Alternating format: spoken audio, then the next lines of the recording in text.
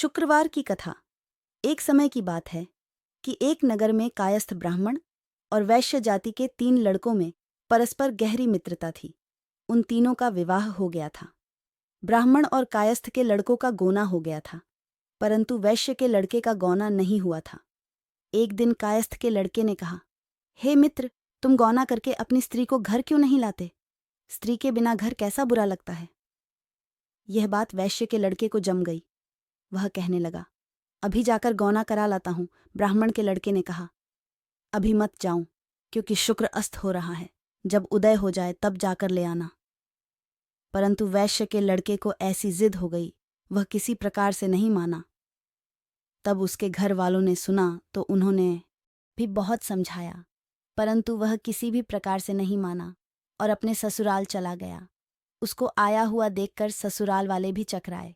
दामाद का स्वागत सत्कार करने के बाद उन्होंने पूछा कि आपका कैसे आना हुआ? वैश्य पुत्र कहने लगा कि मैं पत्नी को विदा कराने आया हूं। ससुराल वालों ने बहुत समझाया कि इन दिनों शुक्र अस्त है, उदय होने पर ले जाना, परंतु उसने एक नहीं सुनी और पत्नी को ले जाने का आग्रह करता रहा। जब वह किसी भी प्रकार न माना तो उन्होंने लाचार होकर अपनी पुत्री को विदा कर दिया। वैश्य पुत्र पत्नी को रथ में बैठाकर अपने घर की ओर चल पड़ा। थोड़ी दूर जाने के बाद रास्ते में उसके रथ का पहिया टूट कर गिर गया और बैल का पूरा पैर टूट गया। उसकी पत्नी गिर पड़ी और घायल हो गई। जब आगे चले तो रास्ते में डाकू मिले। उसके पास जो धन, वस्त्र तथा आभूषण थे, वह सब उन्होंने छीन लिए।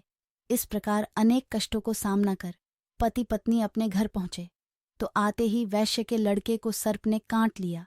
वह मूर्छित होकर गिर पड़ा। उसकी स्त्री विलाप करने लगी।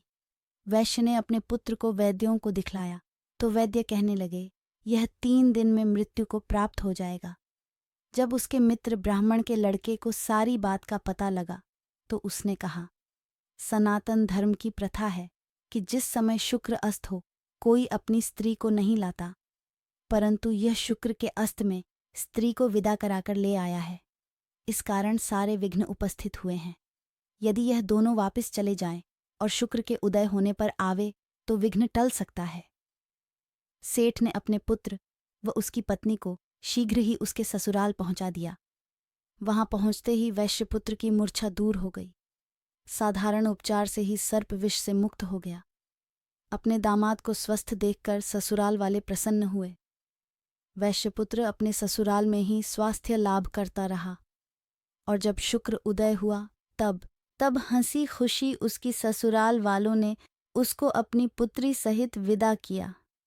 इसके पश्चात पति पत्नी दोनों घर आकर आनंद से रहने लगे। इस व्रत के करने से अनेक विघ्न दूर होते हैं।